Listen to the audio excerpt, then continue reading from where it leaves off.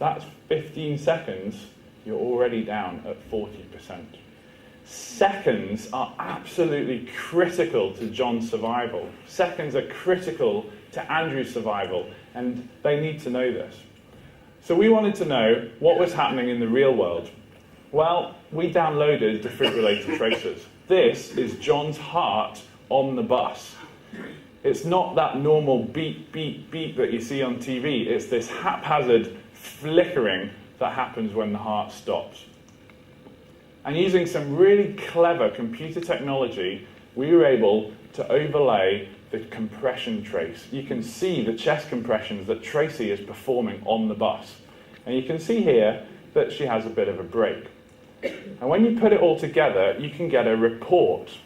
You can get a resuscitation report with each of these red lines depicting one chest compressions. And you can see what happens in minute 1, minute 2, minute 3, minute 4, etc. So you can see that minute 1, minute 2, and 3 don't really have much in the way of chest compressions going on. You can see that if you wait 1 minute 38 seconds before putting in that shock, from what I've just shown you, the chances of that shock working are 0. The chances of this working are not good.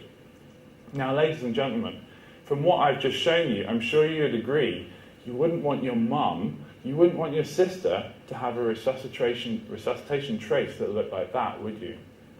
There's lots of white gaps. They're not keeping the hands on the chest, and unsurprisingly, this patient died on the living room floor. So that wasn't good enough. So what did we do about it? Well, we embarked on an ambitious program of educating all of the South East Scotland paramedics. We invited them to a huge cardiac arrest symposium.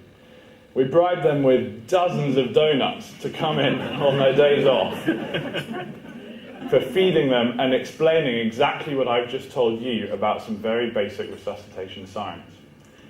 We used the latest simulation technology to actually put them through their paces on mannequins to make sure they were absolutely top of their game when they came to meeting that patient like John or Andrew.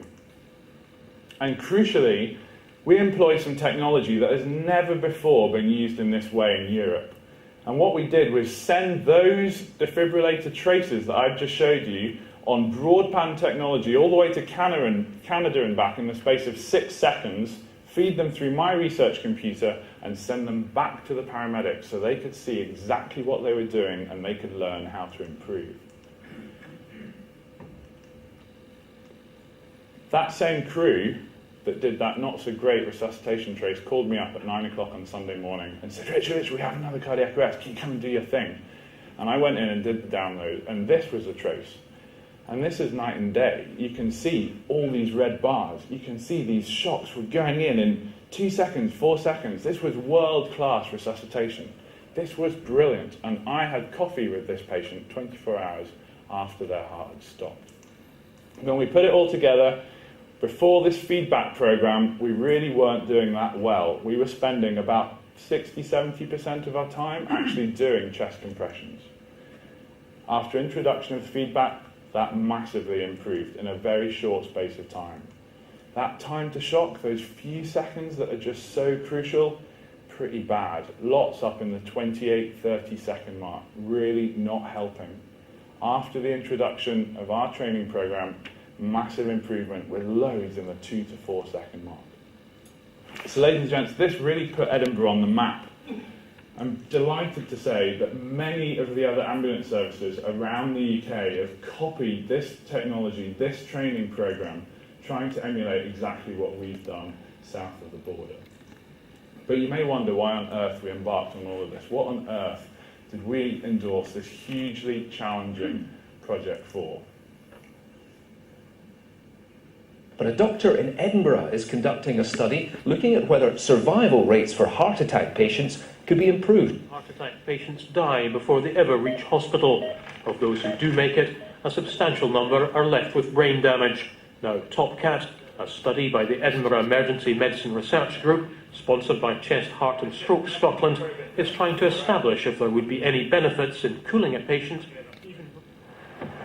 Dr. Lyons responds to cardiac arrest calls along with ambulance crews. The changes that have taken place throughout the last 10 years are phenomenal, and we've drastically improved the way that we're dealing with cardiac arrest to all patients. And yes, this is another move towards helping the patient. Duncan Kirkhope, reporting Scotland, Edinburgh. So yes, ladies and gents, your contribution has gained national TV coverage. And you'd be forgiven for thinking that, we did it for national TV glory, but you'd be wrong. We got national press coverage. I thought, wow, we must have made it when I saw an article in the Metro being trampled up and down on the bus, strewn on the floor. But unfortunately, you'd be wrong. We didn't do it for the national press coverage. Some of the research was put on BBC News, and I'm delighted that we won several national awards. And importantly, we published this widely to actually tell others of the success and show them that by implementing this very simple process, we can really improve the quality of our resuscitation. But that's not what it was about.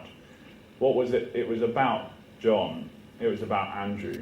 It was about saving lives. Tracy did an absolutely fantastic job of resuscitating John, and John came down to the ambulance station to meet Tracy and the crew. Everything's just been great. Just happy to be here.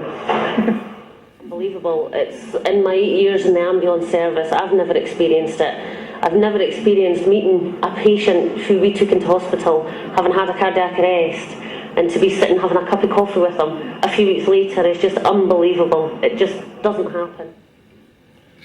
And it does happen, ladies and gentlemen. This is Andrew with his two friends and his mum and dad. His two friends were so brave and started doing CPR on the football ground when Andrew had his cardiac arrest. The two paramedics you see had undergone the Top Cat training program. I was there quickly, and Andrew made a full neurological recovery. I had the pleasure of meeting Neil and Cursor, his parents, last week. Unfortunately, Andrew was on a date with his girlfriend, so we couldn't see him. They tell me he's just got his first job as a barista in Starbucks and is looking forward to starting university next year. And unbelievably, Neil and Cursor on the left, his parents, are now working with Chest, Heart and Stroke Scotland to improve the quality of CPR training in schools, so that hopefully many more children that have the misfortune of having cardiac arrest like Andrew might survive. But crucially, ladies and gentlemen, remember where we were in 2007. Remember those disastrous figures. Well, in the last 2 years, we've massively managed to improve those. Last year, 11% of patients who had a cardiac arrest in Edinburgh went home to their families, which I'm delighted to say is some of the best in Europe. Resuscitation research is always going to be challenging. Cardiac arrest is always going to be very challenging. And the partnership we've developed with Chest, Heart and Stroke and the Emergency Medicine Research Group is formidable, and you've been a massive part of that. Without your contribution to this project, none of this would have been possible. But we still need your help. If we can roll out what we've learned from this very small pilot study to the rest of Scotland, we could save an extra 300 lives in the next year, or 1,000 lives in the next 5 years. That's a lot of people who will go home to their families that wouldn't otherwise be here. So ladies and gentlemen, on behalf of myself, on behalf of Andrew, on behalf of John, on behalf of all those people that actually have a second chance of life, thank you very, very much for your direct contribution. It has been absolutely worth its while, believe me. Thank you very much for your attention, and enjoy the rest of your evening.